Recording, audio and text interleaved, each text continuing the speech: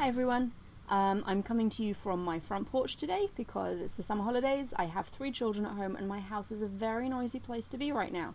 So I thought I'd take the chance with possible traffic outside above child-related noise, which is pretty much a certainty these days. So today we're going to look at the Bala system, which is a kind of like an ancient taxation system in place during the Authority period, which is roughly 2112 BC through to 2004 BC. And it was instituted by a king named Shulgi, who was the second king of that particular dynasty and ruled from 2094 to 2047. Shulgi unified the north and the south during his reign and then reorganized his empire into core and peripheral areas. So you have the core, the Mesopotamian heartland in the center, surrounded then by a periphery zone that kind of acted as a buffer between the kind of civilized center of the empire and the external forces of chaos represented by other kings, other empires, places that all 3 kings conducted their military campaigns. So let's dive right into it. The core was organized into about 20 provinces that were roughly consistent with earlier city-states that you see, especially in the early dynastic period.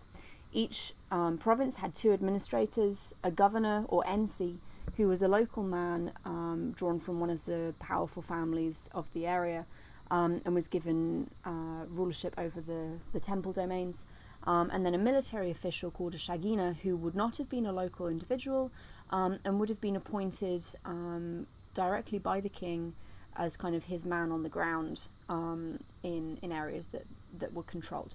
And he was given land directly from the king in these provinces to oversee. The periphery was primarily the northeast and the east of Mesopotamia and was administered entirely by military personnel. So the names, the titles that we have are things like general, captain, officer, and soldier. And as I said, the periphery kind of formed a buffer for the all 3 core. So you have this periphery area overseen by the army, acting as a buffer zone and a region of protection. So the Bala system, Bala means turn, by the way, is a redistribution system whereby each region is responsible for contributing a certain commodity to usually a central redistribution zone, redistribution center, and then those commodities were then given back out to the other areas. So each province contributed the good they specialized in, such as fish, cereals, reeds, or timber.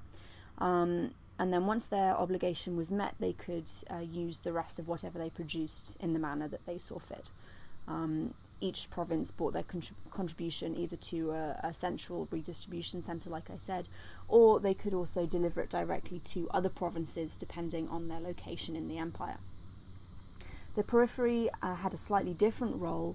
The periphery was responsible for livestock contributions. So the core was like I said, fish and cereal and things basically that you can grow. The periphery was entirely livestock. And this was the responsibility of the military personnel who oversaw that area. So military personnel were paid yearly in livestock, and out of that livestock they were expected to contribute a certain amount to the redistribution centres. And it was linked to your office, so higher ranking people were expected to contribute more, lower ranking people contributed less. And the whole system kind of worked together to provide all the commodities that were needed throughout the whole empire. And Shulgi's work in developing this system of administration really, I think, shows his ingenuity and ruling acumen. He was a very strong leader and ruled for 48 years, which is quite impressive for this time. And I didn't say earlier, but if you need some kind of context for the dates that I've given you, you can find that in our Mesopotamian timeline, which I'll link in the description, and I'll try and get a link up actually in the video as well, so you can just click through to it. And if you are interested in the Bala system, and you should be because it's a fascinating thing, all of this information came from a book, a chapter in a book by a man called Steinkeller, called The Administrative and Economic Organization of the Authority State, the Core and the Periphery. I'll put references in the description again, so you can go and hopefully look that up and get more detail for yourself.